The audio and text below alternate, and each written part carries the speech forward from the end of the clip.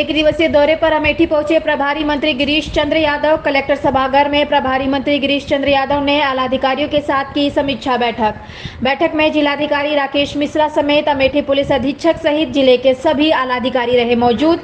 प्रभारी मंत्री गिरीश चंद्र यादव ने जिले के विकास कार्यों को लेकर की समीक्षा। अमेठी के कलेक्ट्रेट सभागार में हुई समीक्षा बैठक।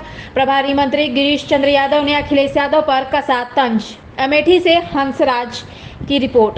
पर मेन फोकस रहा था सभी विषयों पर मैंने आपको चर्चा किया। स्वास्थ्य से भी जुड़ी हुई चीज़ों को हम लोगों ने समीक्षा किया। दवाओं की उपलब्धता क्या है, वो यहाँ जो है किस तरह से जो है कि जो हमारी इमरजेंसी है कैसे चलती है, हमारे जो 102 एम्बुलेंस है, 108 एम्बुलेंस है, उन सब चीज़ों पर हम लोगों ने बहुत विधिवत चर्चा किया है और चर्चा करके संबंधित अधिकारियों को इस बात का निर्देश दिया है कि उन सबको जनता को समुचित सुविधा उपलब्ध करावें, किसी प्रकार की कोई कठिनाई जनता को न। भारतीय जनता पार्टी हारी हुई सीटों पर ज़्यादा फोकस कर रही है, इसके साथ अमेठी और रायबरेली को लेकर क्या रणनीति है?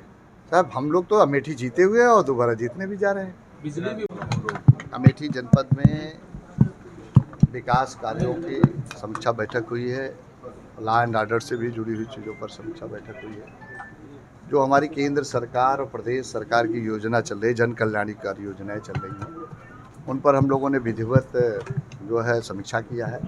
प्रधानमंत्री आवास योजना के अंतर्गत आवास, स्वच्छ भारत मिशन के अंदर शौचालय के लिए विद्युतीकरण की, ऐसी तमाम गतिविधियाँ जो गाँव में पंचायत भवन के निर्माण के काम, सामुदायिक शौचालय के निर्माण के काम, उसी तरह से नगरीय क्षेत्रों में, उन सबको विधिवत समीक्षा बैठक किया है। उसी के साथ साथ हमारी जो कार्यदायी संस्थाएं काम कर रही हैं, जो निर्माण काम कर, चूँकि अमेठी जनपद नया जिला बना है, वहाँ जो है जो कई चीज़ें की पॉलिटेक्निक बन रही है, ITI बन रही है, ऐसे प्राथमिक स्वास्थ्य केंद्र बन रहे हैं।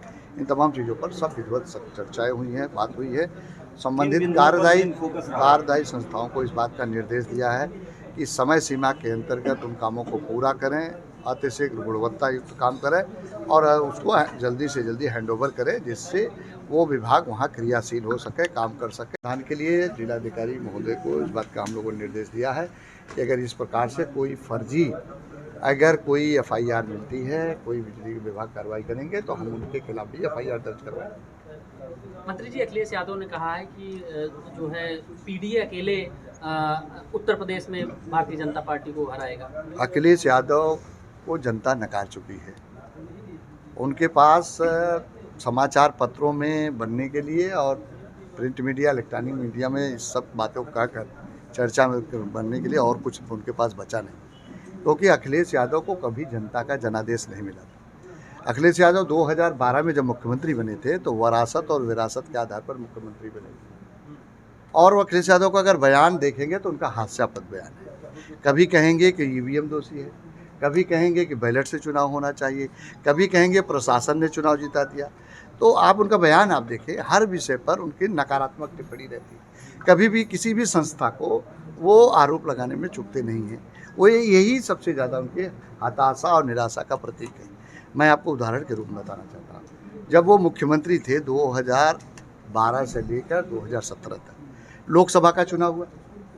जब लोकसभा का चुनाव हुआ तो हम 73 सीटें जीते, भारतीय जनता पार्टी 73 सीटें जीती। उनके मुख्यमंत्री रहते, जिस प्रशासन को आज दोषी देते हैं, वो प्रशासन तब उनके हाथ में था, तो भी हम 73 सीटें जीते। और 2017 में उनके मुख्यमंत्री रहते, चुनाव हुआ विधानसभा का, हम गठबंधन के साथ हमारी पार्टी 325 सीटें जीत गए। मुख्यमंत्री रहते, प्रशासन उनके हाथ में था, तो भी हम जीते।